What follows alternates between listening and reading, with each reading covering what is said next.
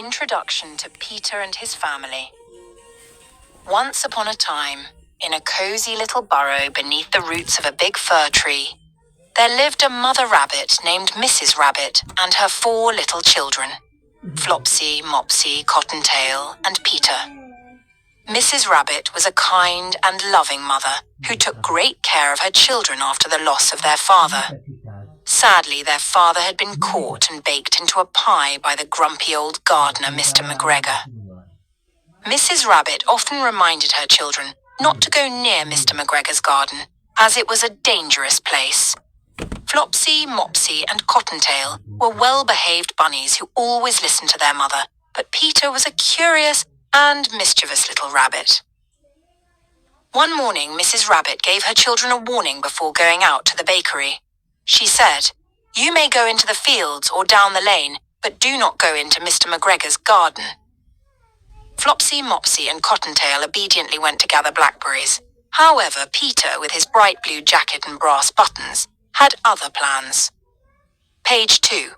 Peter enters the garden. Peter could not resist the temptation. As soon as his mother was out of sight, he dashed straight to Mr. McGregor's garden and squeezed under the gate. His eyes widened at the sight of fresh vegetables growing in neat rows: carrots, radishes, cabbages, and lettuce. Without a second thought, Peter began to feast. He nibbled on lettuce leaves, ate some French beans, and munched on radishes until his tummy felt quite full. But Peter's feast was interrupted when he heard heavy footsteps nearby. Mr. McGregor had spotted Peter, the old gardener shouted, "Stop, thief!" and ran after Peter with a rake in hand. Terrified, Peter dashed through the garden, knocking over flower pots and trampling plants in his hurry to escape. Page 3. The Chase. Peter's heart pounded as he ran, but his troubles only worsened. His blue jacket got caught in a gooseberry net, and he struggled to free himself.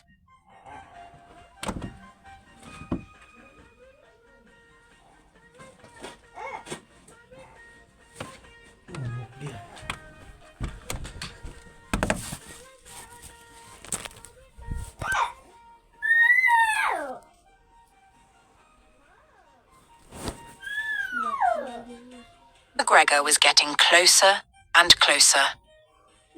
Just when things seemed hopeless, Peter managed to wriggle out of his jacket, leaving it behind. He sprinted away, but now he felt vulnerable without his clothes.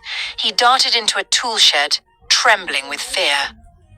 Inside, Peter hid in a watering can, but the can was full of water, making him even more uncomfortable. Mr. McGregor came into the shed and searched carefully, peeking under flower pots and tools.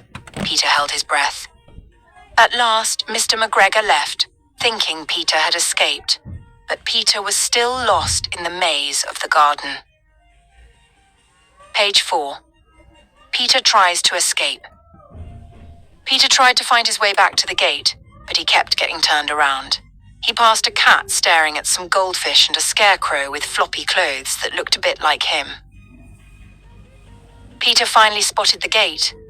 He ran as fast as he could, but just then Mr. McGregor saw him again and gave chase. Peter barely managed to slip under the gate and escape into the woods beyond. Page 5. Returning home. Exhausted, Peter returned home without his jacket and feeling very ill from all the stress and overeating.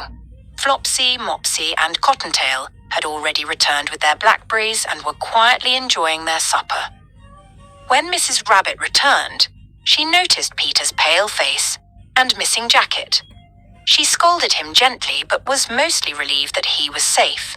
She tucked Peter into bed with a dose of chamomile tea to help with his upset stomach.